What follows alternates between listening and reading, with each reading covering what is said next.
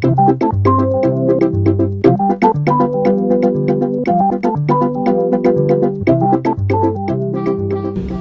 chers frères et sœurs, et tous nos amis, toutes nos connaissances, et tous ceux qui portent leur attention à notre association et à son président fondateur, Papa Guy-Émile Loufa Sétikwabo, nous avons donc le plaisir, en cette journée de la célébration de ce que nous appelons la deuxième journée du président fondateur, donc nous avons donc la joie et le plaisir de vous faire la lecture qui suit. En 2001, par décision numéro 19 GLC PF ASLA OPH du 14 juillet 2001 et par note circulaire numéro 99 GLC PF ASLA OPH 01 du 14 juillet 2001, Guy-Émile Loufa Sétikwabo, par rapport aux prérogatives que lui accordent les textes fondamentaux de notre association, met en place une commission ad hoc chargée de réviser nos textes fondamentaux, les statuts et le règlement intérieur notamment. Les travaux de cette commission, entérinés par le président fondateur lui-même, aboutissent aux textes fondamentaux régissant désormais le fonctionnement de notre association et déposés au ministère de l'Intérieur le procès verbal de constat et d'audition établi par un auxiliaire de justice en date du 26 décembre 2016 faisant foi.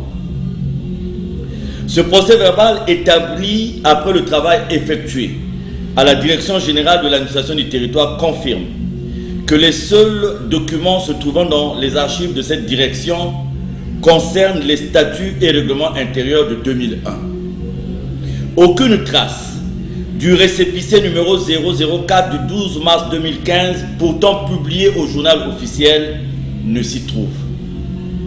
La raison évoquée par les soutiens du récépissé 004 au départ prétendait que ce changement émanait du président fondateur. Or, ce dernier dit dans une cassette audio et dans une note datée du 15 juin 2004 à la page 3, premier paragraphe, ce qui suit: que je sois vivant ou mort, personne n'a le droit de modifier les nouveaux statuts et règlements intérieurs. Prétendre donc que ce changement de récépissé serait une directive du président fondateur devait conduire à la production de supports crédibles. Aucun support n'a été produit à ce jour. Or, des décisions ont été prises au nom du président fondateur entre 2008 et maintenant, sans support, et malgré le dossier sur la présomption d'absence pendant au tribunal d'instance de Bakongwe de Makelekele, le procès verbal de constat et d'audition établi toujours par un auxiliaire de justice en date du 22 décembre 2016 fait foi. Malgré aussi le manque de la clarification de la situation constatée à la morgue de Makelekele dans la nuit du 14 au 15 octobre 2008, là aussi, un procès verbal d'audition et de constat établi toujours par un auxiliaire de justice en date du 26 décembre 2016 donne les détails. À la prétention évoquée ci-dessus, la Direction générale de l'administration du territoire de l'époque nous dit cependant que le changement du récépissé serait intervenu après un contrôle réalisé du 21 juillet au 31 décembre 2014. 2 sons de cloche pour une même situation.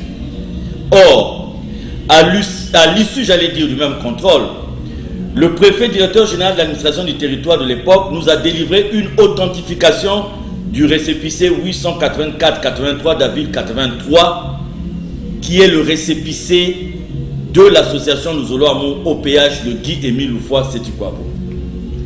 Le 25 février 2017, les adhérents de notre association, réunis en assemblée générale à Pointe-Noire et au Kouilou, ont exigé la réhabilitation du récépissé 884-83. Il en est de même de la deuxième assemblée générale des frères et sœurs du Congo et du monde entier, tenue le jeudi 31 août 2017 à Mvouti dans le département du Kouilou. Le procès verbal établi toujours par un auxiliaire de justice et des milliers de signatures font foi. L'instrumentalisation de l'accusé de réception numéro 329 du 24 août 2017 nous a conduit à engager par l'intermédiaire du collectif de nos avocats une action administrative. Qu'avons-nous constaté en effet? L'accusé de réception ci-dessus référencé, délivré à la partie adverse, a été détourné de son objectif primaire et considéré comme un acte de reconnaissance de certaines instances. Or, un autre accusé de réception est délivré le même jour aux mêmes personnes, dont la référence est le numéro 321. Celui-ci donne les raisons pour lesquelles la Direction générale de l'administration du territoire ne peut recevoir en l'état les nouveaux textes réglementaires produits pour des raisons contenues dans le même document. Les questions que l'on peut se poser sont celles de savoir comment à l'époque on a pu délivrer un nouveau récépissé pour produire les textes qui le composent presque 2 ans après. Comment le nouveau récépissé continue à reposer sur les textes réglementaires de l'ancien récépissé. Comment ceux qui ont demandé le changement du récépissé n'ont pu déposer depuis l'original du récépissé 884-83 qui lui se trouve dans d'autres mains. Comment des instances sont présentées à l'administration alors que les textes qui les soutiennent ne sont pas encore officialisés. Nous avions compris la tentative d'avoir cherché à induire l'administration en erreur et cela est d'une gravité extrême. L'action engagée et en cours nous a permis aujourd'hui d'ouvrir ce dossier administratif. Nous remercions ici son Excellence, Monsieur le ministre de l'Intérieur et de la Décentralisation et tous ses services, pour nous avoir permis d'ouvrir cette procédure administrative par son accusé de réception au collectif des avocats en date du 18 octobre 2017. Nous nous réjouissons du fait que nous partageons aujourd'hui toutes les questions posées avec l'administration. Cette nouvelle association répondant au récépissé 004 d'avril 2015 ne saurait être reconnue comme association de Zolamo OPH de Guy Émile Loufa-Sétukwabo, dont le récépissé est 884-83. Ainsi, ceux qui se réclament du récépissé numéro 004 ne peuvent prétendre de la jouissance, ni de la valeur morale, ni du patrimoine, ni encore de l'état de l'association de Zolamo OPH de Guy Émile Loufa-Sétukwabo. Ils sont libres de créer leur association. De même, les adeptes assujettis au récépissé numéro 004 ont déjà choisi leur nouveau guide. Notre pays qui a connu plusieurs changements dans ses armoires, son hymne national, son drapeau national et même son patronyme n'a pourtant jamais changé la date de son indépendance. À ce jour, 3 juges différents ont donné la même lecture à ce dossier et nous nous en félicitons car le contraire serait difficile à imaginer. Cette quête de la vérité se fera toujours dans le respect des lois et règlements de la République comme nous le faisons depuis le début, sans trafic d'influence, sans corruption, sans pression. Dans les jours à venir, le collectif de nos avocats organisera une conférence de presse à cet effet.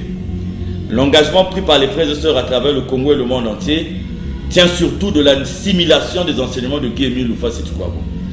Nous lançons un appel à tous et à toutes pour le respect de la dignité de notre association et de son président fondateur, Guy Émile Loufa-Sétukwabo. Nous ne serons terminés sans pour autant traduire nos remerciements les plus sincères à toutes les autorités qui ont donné et continuent à accorder une lecture objective de cette situation. Je vous remercie. Voici donc le mot que nous tenions à lire à votre attention à l'occasion de la célébration de la 2e journée de notre président fondateur, Guy Émile Loufa-Sétukwabo. Et une fois de plus, je vous remercie. Je ne peux pas accepter les directives de quelques minoritaires de gens et que le monde entier, il y a à la perdition. Je ne peux pas le faire. Je ne peux pas le faire. Quel que soit le prix, je ne peux pas le faire. Je dois obéir à mon Dieu parce que dans ma petite obéissance, Dieu nous a donné de la lumière.